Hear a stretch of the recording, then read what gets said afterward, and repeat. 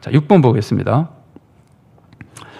야이로의 집에서 혼하는 무리, 이 혼하는 무리는 사실은 개역 성경 표현이고요. 지금 개역이 아니라 지금 개정편에는 그냥 떠드는 사람 이렇게 되어 있는데, 혼하라는 말이 전에 쓰였기 때문에 제가 사전에 있는 것을 기록해 놨습니다. 사전을 찾아보면은 혼화, 이래서 마구 짓거려 시끄럽게 떠들음 이렇게 되어 있습니다. 요새는 거의 안 쓰는 단어라 개정편에는 이 단어를 쓰지 않고 있습니다. 전에 썼던 단어들이라 한번 참고로 보실 수 있고요.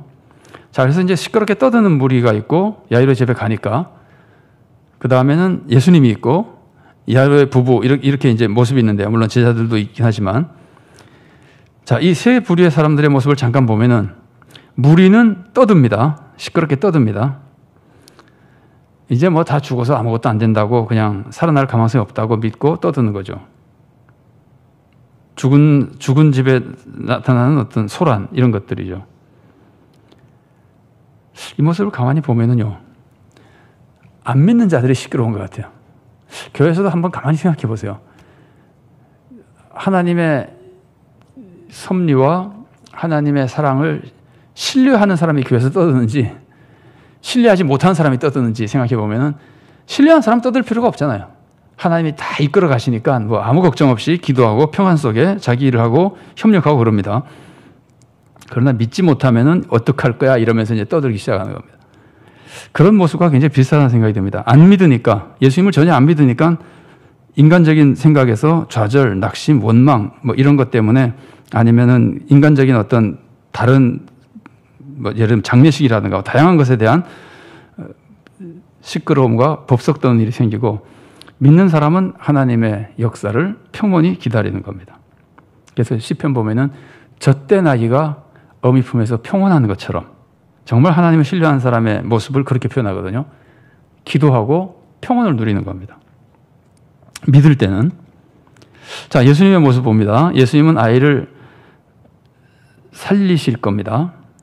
그래서 예수님은 당연히 아이가 살아날 것이라고 믿는 분이고, 예수님에 대해서는 우리가 뭐 따질 필요도 없지만 예수님 믿으시고, 야이로의 부부는 예수님 말씀을 듣고 살아날 것으로 믿은 것 같습니다. 왜냐하면 아이가 살아나잖아요.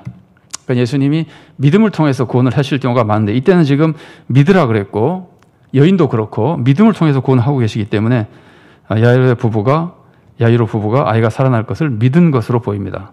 예수님은 은혜를 베풀어 주시고 그 믿음에 응답해 주셔서 살려주셨습니다. 얼마나 철저하게 믿었는지는 잘 모르겠습니다. 어쨌든 떠드는 무리와는 다르게 이 부모는 믿은 것 같습니다. 그리고 회복의 축복을 받게 됩니다. 회생의 축복을 받게 됩니다. 그리고 이제 예수님께서는 이 놀라운 사건에 대해서 사람들이 알리지 말라고 엄중하게 경고하시는데, 예수님이 이렇게 경고하시는 것은 고난의 때가 아니기 때문입니다.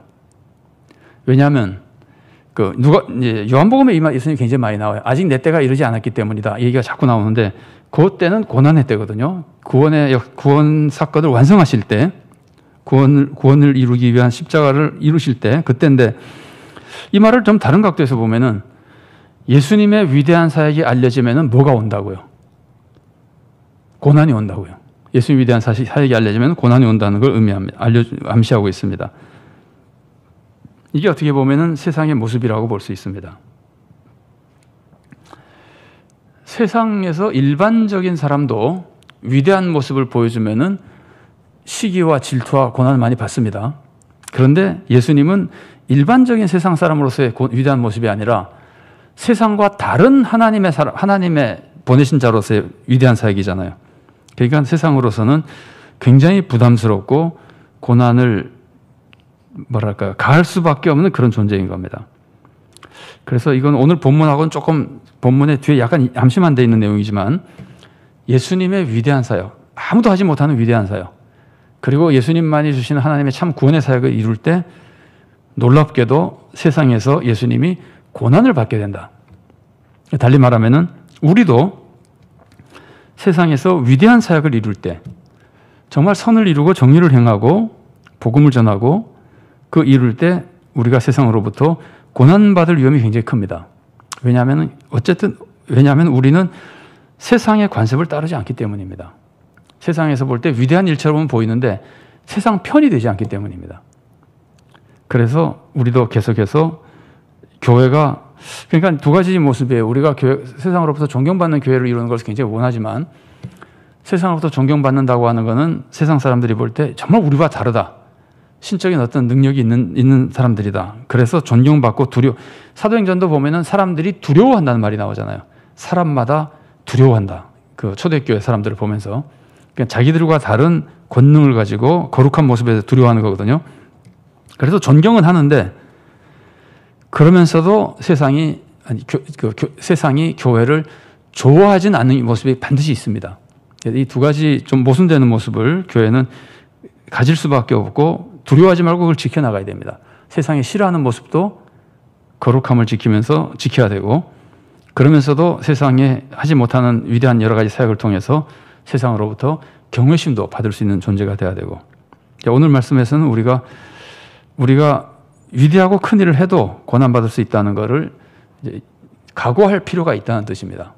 근데 요즘 우리가 걱정하는 건 사실은 그런 걱정은 아니고 오히려 세상이 비난할 일을 해가지고 비난받는 걸 사실 우리가 지금은 더 걱정하죠.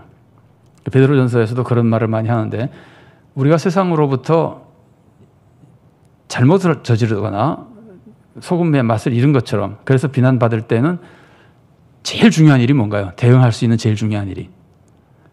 그때는 선행을 자꾸 하는 겁니다.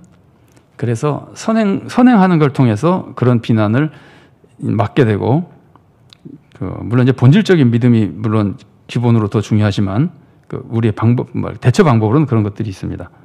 자, 오늘 그 부분은 어쨌든 우리가 교회가 교회다운 모습을 지킬 때 경외심도 받지만 비난도 받는다는 것을 동시에 그걸 염두에 두고 두려워하지 않고 세상을 담대하게 믿음을 지키며 살아나갈 수 있어야 되겠습니다. 자, 토의 문제를 잠깐 보겠습니다. 5개를 제가 적어놨는데 1번입니다.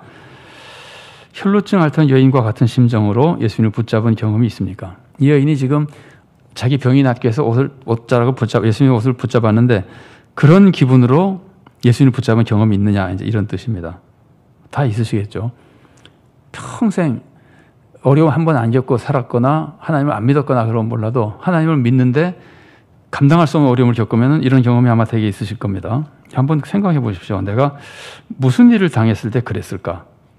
그때는 그렇게 내가 간절히 붙잡고 기도할 때 어떤 응답이 나왔었나? 여러분 혹시 그런 생각 드시거나 그러지 않으세요? 내가 그때는 정말 간절히 기도했었는데 거꾸로 얘기하면 요새는 별로 그렇게 기도 안 하네 뭐 이런 생각 들거나 그러지 않으세요? 그래서 어떨 때는 고난이 우리에게 유익일 때도 있는 것 같습니다만은 하여튼 이런 간절한 심정으로 주님을 붙잡은 경험 사실은 이 여인 못지않게 간절한 심정이 야이로의 심정이죠. 그런 간절한 심정으로 예수님 모시고 정말 우리 자녀를 돌봐달라고 하는 그런 경험 이런 것들을 생각해 보시고 우리가 지금도 하나님께서는 우리의 간절한 간구를 들으신다는 걸 기억하고 그때의 일들을 한번 되새겨보고 지금의 모습을 되새겨보면 좋겠다는 뜻입니다. 2번입니다. 나에게 예수님을 믿는 참 신앙생활이 아니라 믿음이 나타난 외형을 믿는 미신적인 신앙생활의 모습이 없는지 생각해 보십시오. 예수님을 믿는 참 믿음이라고 하는 것은 진리를 속으로 바로 믿고 믿음으로 살아나가는 일상적인 정상적인 신앙생활이고 믿음이 나타난 외형이라고 하는 것은 대표적인 것이 종교의식. 여인은 지금 예수님 옷을 만졌는데 이게 여인의 입장에서는 하나의 은혜를 입는 종교의식입니다. 그러니까 규정에 정해진 종교의식은 아니지만 자기로서는 은혜를 받는 외형이거든요.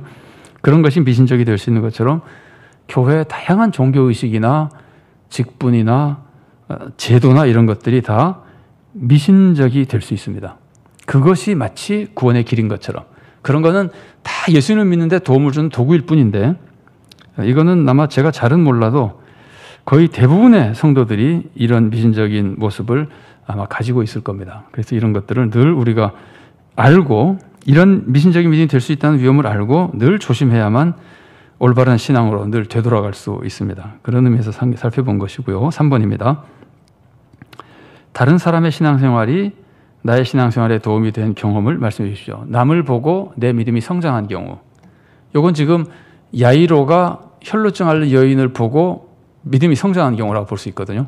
그런 것처럼 다른 사람들을 보고 아까도 제가 말씀드린 대로 간증을 듣거나 다른 사람들의 신앙생활 모습을 보고 쭉 관찰해 보니까 저 사람은 우리랑 좀 다르게 별로 대단하지 않은 것 같은데 늘 하나님의 은혜가 많은 것 같다. 이게 느꼈을 때 어떤 신앙생활의 모습이 하나님을 기뻐하신 모습이었을까? 뭐 이렇게 해서 우리가 배울 수도 있습니다. 다양한 다른 사람의 신앙생활을 통해서 내가 신앙생활에 도움을 받는 경우를 생각해 보시면 좋겠습니다. 이거는 그냥 단순히 말씀을 듣는 것만이 아니라 보면서 깨닫게 되는 하나님의 섭리, 믿음의 축복 이런 것들을 보고 얻는 유익이라고 볼 수 있습니다. 4번입니다. 자, 간절한 바라는 소망이 있는데도 그 소망을 중간에 포기한 경험이 있는가? 그 소망을 끝까지 믿지 않고 중간에 포기한 경험이 있으면 말씀해 주십시오. 여기 지금 야이로의 위대한 점이 그 소망을 포기하지 않은 거거든요. 그 과정을 예수님께서 이끌어 주긴 했으나 이제 그런 걸 대비해서 생각해 보는 겁니다. 간절한 소망이 있으면서도 이제는 더 안 되는구나. 그러고 이제 포기해 버리면은 난처한데 그런 경험이 우리들에게 포기한 경험이 있었는지 한번 생각해 보시고 대부분 있지 않겠어요? 소망하다가 잘 안 되면은 그냥 포기해 버리고 이런 경험들을 가질 수 있는데 그런 경우 한번 생각해 보셔서 그런 게 생각나시면은 아, 내가 지금이라면은 어떻게 할까 하는 걸 한번 생각해 보시고 그 올바른 소망을 포기하지 않고 기도하며 의지하고 또 헌신하는 그런 신앙생활을 정리해 보면 좋겠습니다. 그 다음에 기도 응답이 늦어질 때 나는 기도 응답이 늦어질 때 어떤 생각을 하는가 하는 걸 한번 생각해 보시면 좋겠습니다.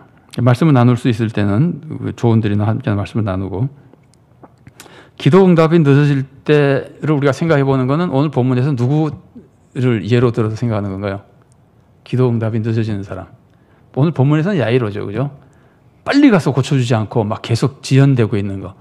오늘 본문 이전을 생각해 보면은 혈루증 앓던 여인도 그럴 수 있습니다. 12년 동안 고쳐주지 않는 하나님에 대한 그 안타까움이 있었을 수 있습니다. 근데 오늘 본문에서는 특별히 야이로가 정말 지금 안 이루어지면 큰일 나는데 우리가 기도할 때 그런 기도할 때가 있죠. 요번에 안 들어주면 하나님 큰일 납니다. 그런 기도가 있는데도 하나님이 지연시키는 것처럼 보일 때 우리는 보통 어떤 생각을 하는지. 그때 그러면 예수님이 말씀을 주신다면 뭐라고 주실까요? 지연이 돼가지고 지금 아니면 안 됩니다. 그런데도 막 안 돼서 뭐랄까요? 속이 상하고 막 정신이 없을 때 예수님 뭐라 그러실까요? 두려워 말고 믿기만 하라. 이렇게 아마 예수님 말씀하시지 않을까. 오늘 본문을 보면은 그럴 것 같습니다.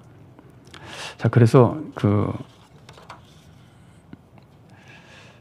혈루증 앓는 여인이 고침받은 모습, 또 그 모습을 보면서 또 야이로의 딸이 죽었으나 살림을 받은 모습 속에서 올바른 믿음, 또 의지하고 붙드는 믿음, 지연돼도 소망을 잃지 않는 믿음, 여러 가지 믿음의 모습을 찾아보며 우리의 믿음이 더 성숙하게 잘 성장할 수 있게 되기를 바랍니다.